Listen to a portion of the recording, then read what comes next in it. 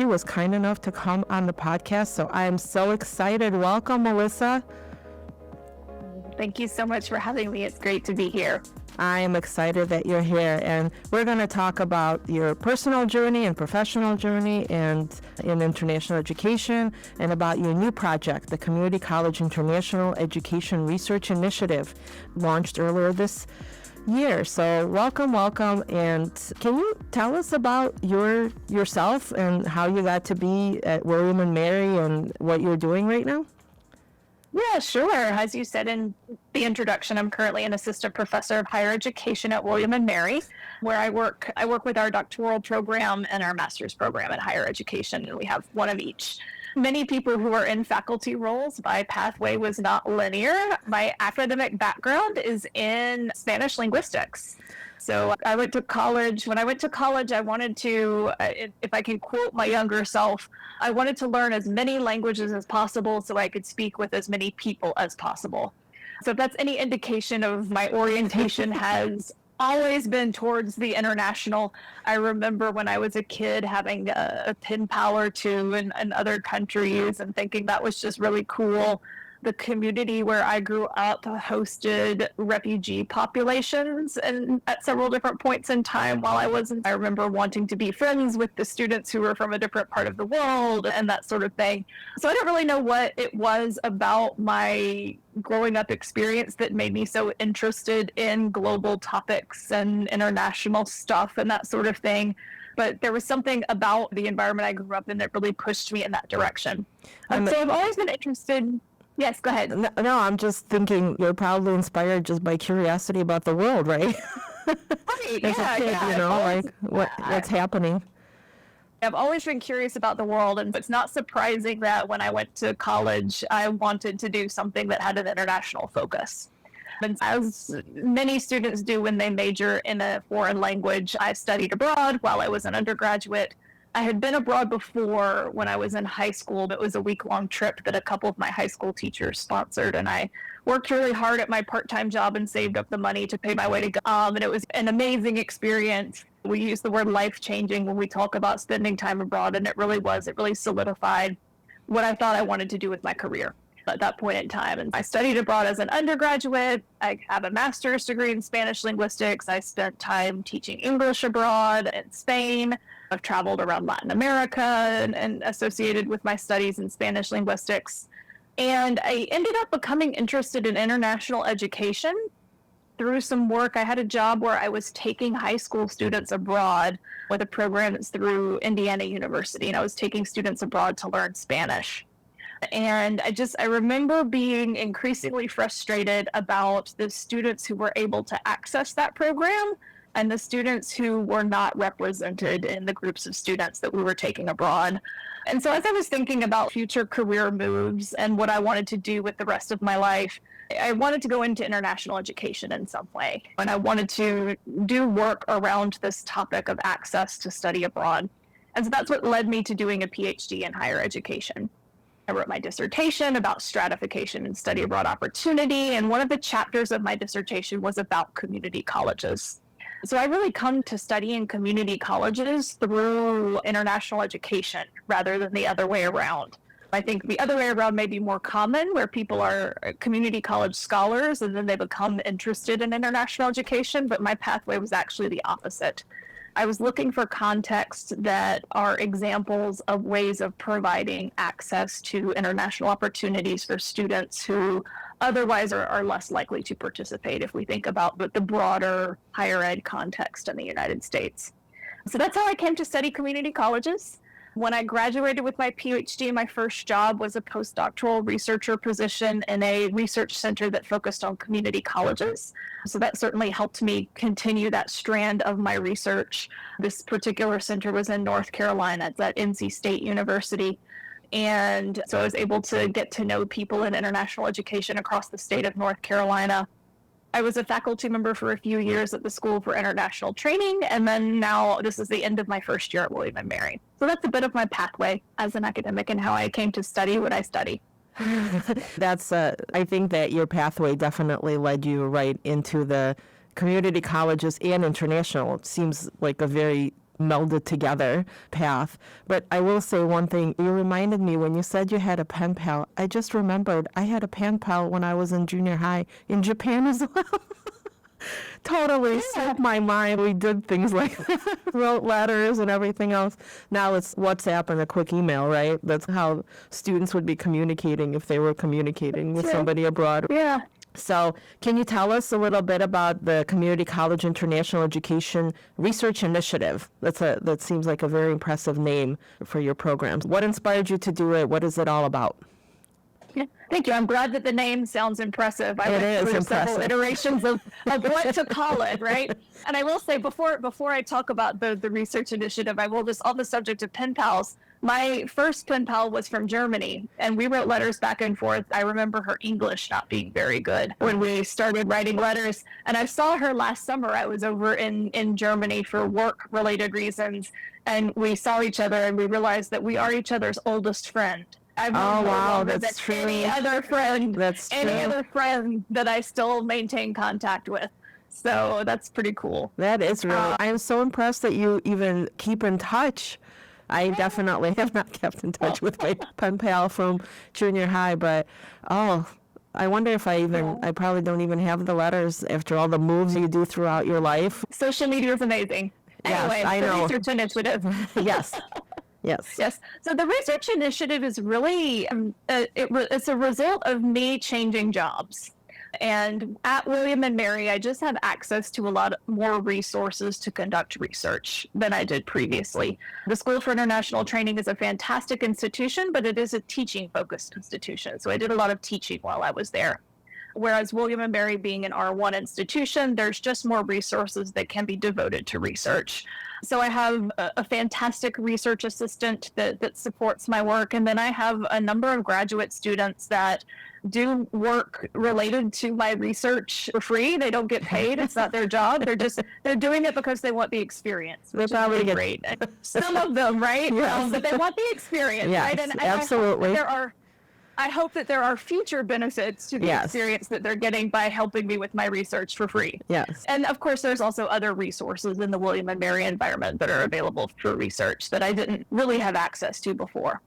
So this research initiative has actually been a goal of mine for a very long time. I was just finally in a place where I could make it happen. And it comes out of a lot of my research. If you read through some of my past work, it's focused on single institutions. It's data that I've gathered from one community college or two community colleges, or I've been really fortunate that community colleges have been willing to just give me data, right? Data that they already collect for other reasons. They've just given me access for my work. And that is great. And the results of those studies are certainly valuable to the colleges that give me access to data. It's also valuable to colleges that are similar in terms of characteristics.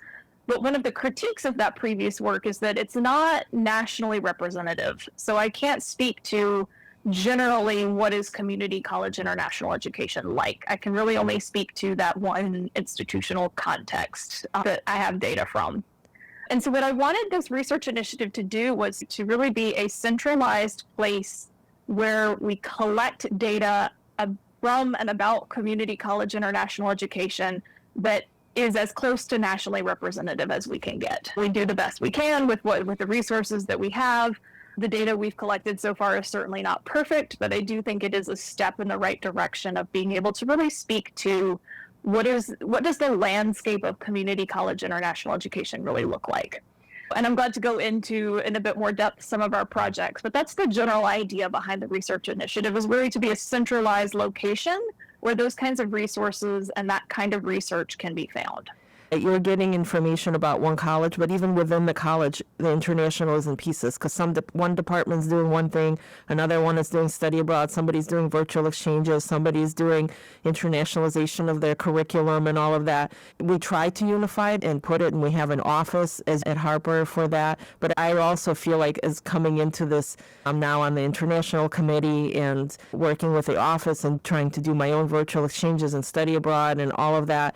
I feel like it is still, global education is piecemeal. It's fantastic to get data and to figure out what other people are doing so you can assess and measure and figure out if you're being effective I think any international efforts are effective at some point during the student's life, right? It may not be instant, but it'll be in the future. There'll be some realization, some appreciation for what they've learned. It may not be instant, I think, but I just think I feel that way, I think it's wonderful that you're gathering data so we can all benefit from that as community colleges and how to do this international education, what is effective and how to get the most effective programs in place so that we can affect as many students as possible, not just a small selection of students.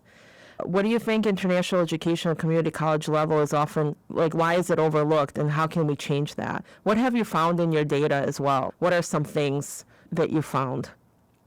Yeah, so that speaks to one of my other motivations for starting the research initiative.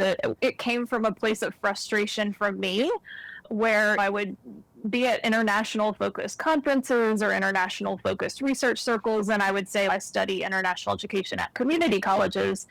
And people would say community colleges don't do international education. And as I continued to work in the field, it became increasingly obvious to me that community college international education is a lot more prevalent than we really think it is. And if you look at national data from the US, from somewhere like the Institute of International Education, it very much does give the impression that that very few community colleges are really active in international education. As I continued to work with community colleges and talk to people in international education roles, I had this suspicion that was actually not true.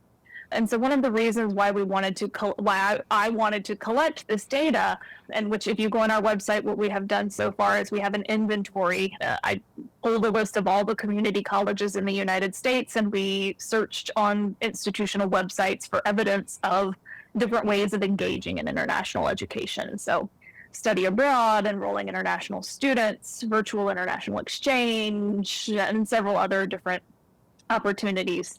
And what we found was that it actually is more widespread than any of the other data that's out there would really lead you to believe. And so I think one thing that prevents community colleges from being so prevalent as they should be in international education conversations is the lack of data. So if people don't know that it's happening, if we can't say X percentage of community colleges have study abroad programs, then that gives the impression that it doesn't exist. So one of the issues that I saw out there in the field that I wanted to fix with this research initiative is I wanted us to be able to point to a data point and say, actually 30% of community colleges offer study abroad. That's not an inconsequential number. So I think that's part of why community colleges have been absent from that conversation that they should have been a part of. So what are the programs that you're doing? You said that you have several programs that you could describe for us. So what types of programs are you doing with this research initiative? Yeah, and these are specific research projects. So one of the things that we're doing is we're looking at this data that we've collected about different international education opportunities and asking questions about what kinds of colleges are more likely to offer those opportunities. So when is a college more likely to offer study abroad? Where do we see virtual exchange being especially prominent? I'm thinking about how different colleges serve different kinds of student populations, and what does that mean for the kind of international opportunities that they offer? Another study that we are doing is focusing on international student services. So as my research team and I, as we were going through these websites and documenting international opportunities, one thing that we noticed is that most community colleges enroll international students, which is perhaps not surprising. But what we noted was that there seems to be two types of institutions, two types of community colleges that enroll international students and appear to provide pretty significant supports for that student population. And then community colleges that enroll international students, and really the only information we could find on their website was that, yes, they enroll international students. There is no evidence of these kinds of supports that international students might need that are different from what domestic students need. So we wanted to interrogate that a bit more. And it may be that we end up calling out some community colleges and saying, you're enrolling students and not serving them. But we don't really know that based on what we've done so far. Right. We want to do a more systematic investigation of that. So that's another study that we're doing. And then thinking about more domestic students, we are currently in the middle of collecting some survey data to explore how financial support relates to student participation and study abroad at community colleges, with the idea of hopefully identifying different strategies for financial support that can encourage marginalized student participation, for example, or just participation in general, right? What ways of providing scholarships or grants to students that seems to work better in terms of access to those study abroad opportunities. So those are 3 different projects that we're working on right now. So I remember during our summit, you presented some data on virtual exchanges versus study abroads. Do you want to cover that a little bit? Just some of the basic findings that you had? Yeah, sure. And I won't try to sugarcoat it. What we did find is that virtual exchange seems not have much impact on some of the outcomes that we really hope that maybe a more traditional study abroad program might have. So the study that you're referring to is one that looked at global perspective taking. And we used a very well-known and well-documented measurement instrument to explore global perspective taking. And there's pretty significant and convincing research out there already that indicates that, yes, studying abroad can improve global perspective taking among participants. And we found wasn't the same for virtual exchange. We found no significant impact of virtual exchange programs. Now, how do we understand that result is a different story. And I think those of us who have implemented virtual exchange programs and been involved in them in some way, there is certainly an impact of those programs, right? I don't think that it's that students don't get anything out of the experience, but it invites us to think more critically about what students are getting out of those experiences. Virtual exchange is not new. Virtual exchanges have been happening for a very long time, really since technological advances made them possible. But they have not been nearly as widespread as study abroad in terms of international education practices.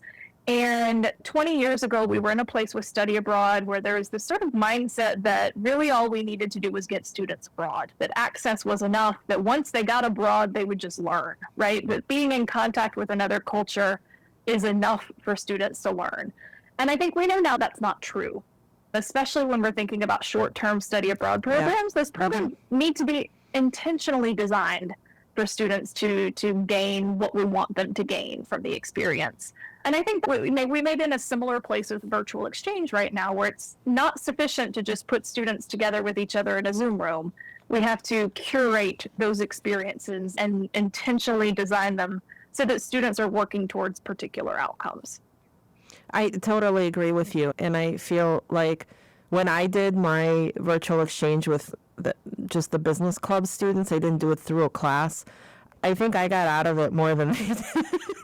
I can totally understand. Ours was not, I didn't have outcome because it was not through a class. It was just, here, let's do a virtual exchange. And it was great. And they got to meet people and we did all of that.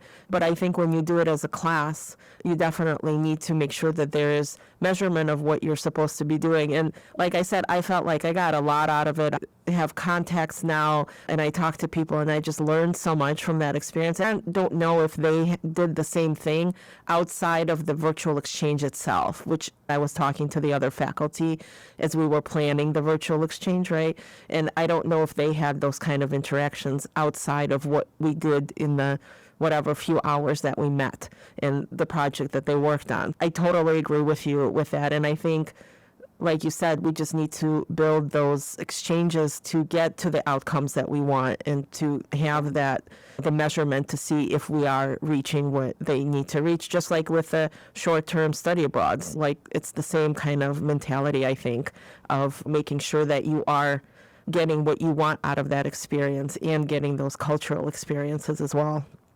Totally agree. Absolutely. Yeah. And I think it's also completely okay to just accept that virtual exchange has different outcomes than study abroad. They don't have to be the same, and that's okay. I totally agree with that. Totally agree with that. So you've studied the outcomes of international education. What do we know about how these experiences impact students? We've been talking about that, particularly those from underrepresented backgrounds.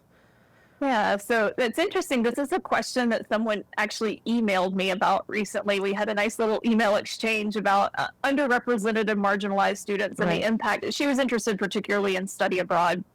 So there's actually, I don't want to say there's very little research out there about it. There's certainly some really excellent qualitative work that looks at specifics like study abroad program model and how those can have positive impacts on marginalized students, like in terms of identity development, engagement with the world, deeper understanding of themselves and their place in the world, things like that. From a quantitative perspective and a student success perspective, there is one research project. It's the CASSI initiative, which listeners may or may not have heard of, but it's CASSI spelled like the name, like short for Cassandra.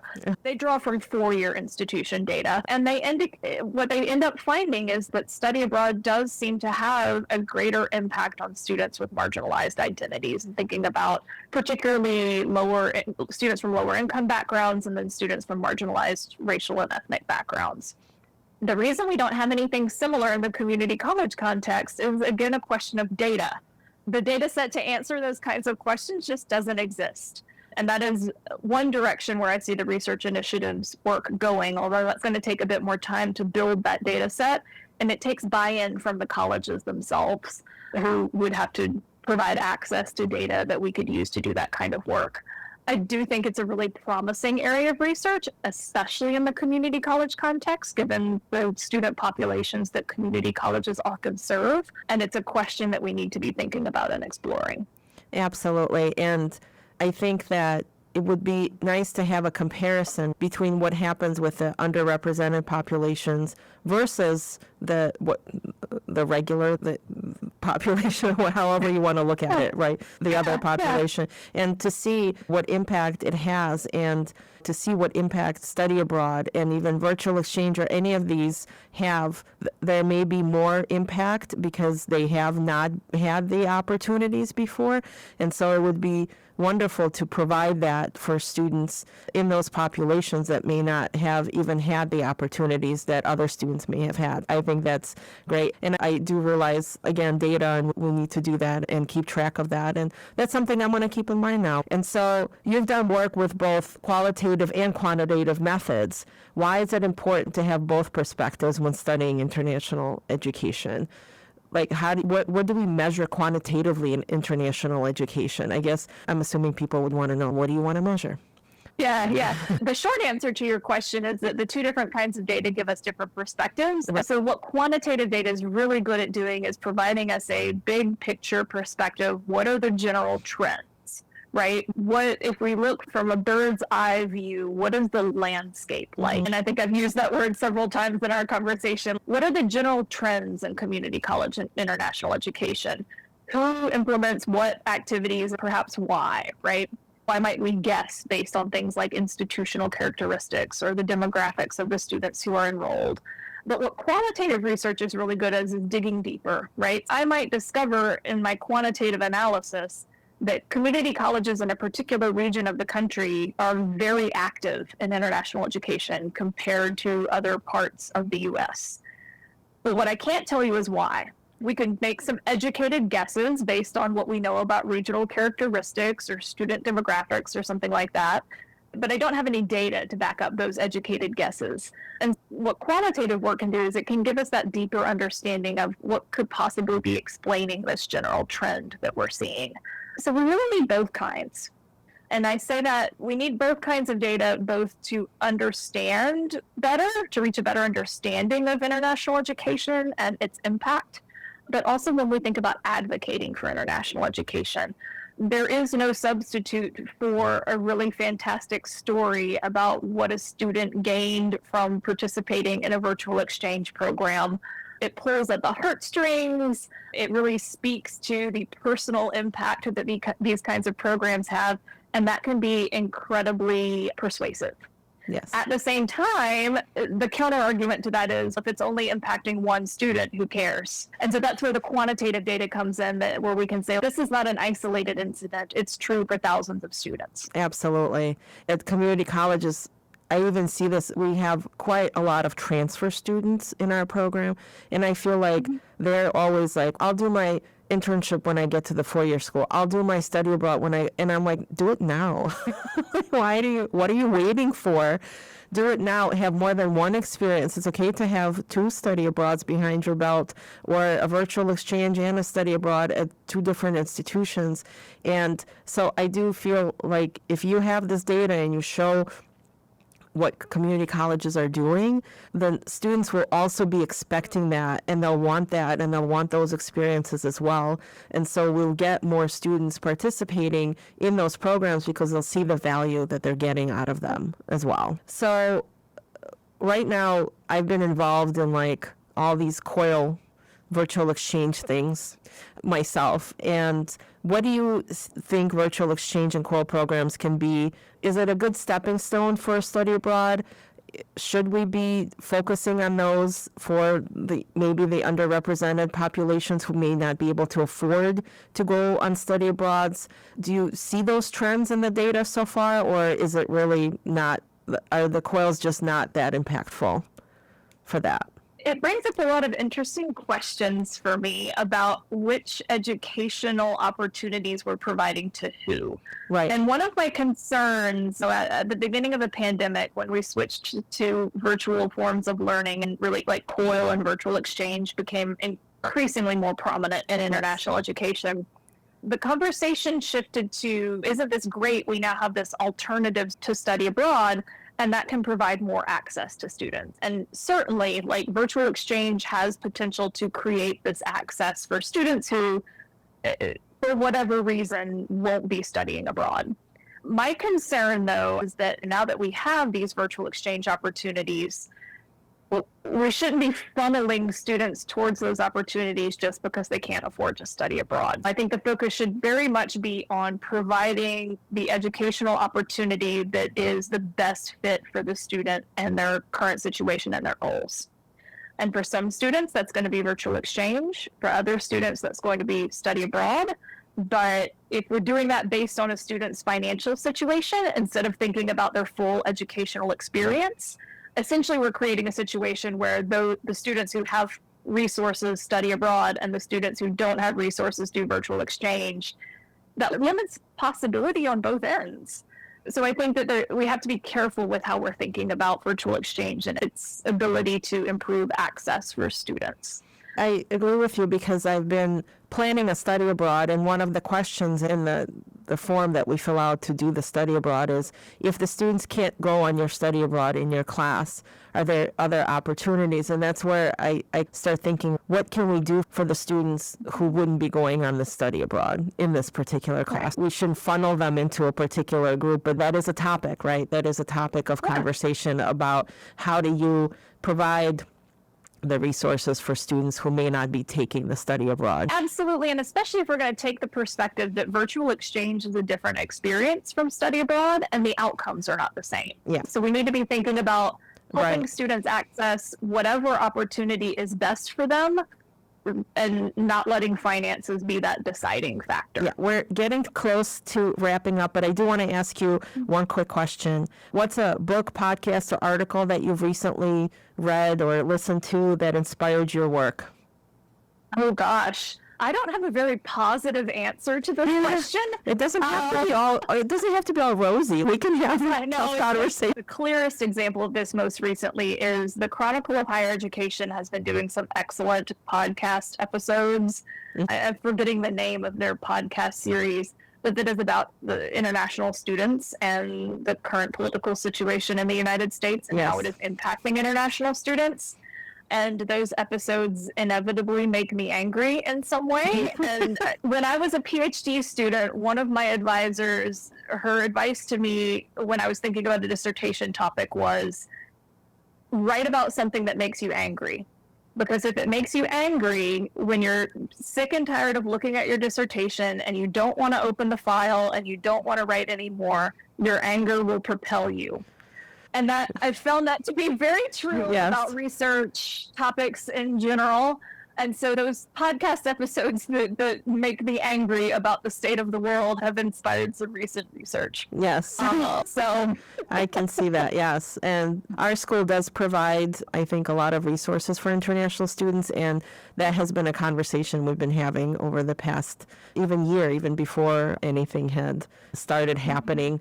So I want to thank you for coming on the podcast, for joining us, sharing your insights on research and equity and international education and the whole community college space. I'm so looking forward to all of your research. I think it's phenomenal. And you can learn more about Dr. Melissa Watley's work at it's INTL for International Ed, so ccintled.pages.wm.edu. You can follow her on LinkedIn with Melissa Watley. You can find her online. And if you've enjoyed this conversation, please follow us on Instagram at Global Ed Unpacked. You can also watch the recorded show on our YouTube channel at Global Education Unpacked and listen to the audio version when I put it out there on your favorite podcast program. Thank you for coming on for our episode. I'm really thrilled to have you, and I'm thrilled that we were able to do this on Zoom, so I've never done that before on the podcast, so this is awesome. And this episode was recorded at WHCM Radio, produced by Matt Byrne, and features music by DJ Double Dip called Mint. Thank you for listening, and until next time, keep exploring the world through education. thank you so much for having me.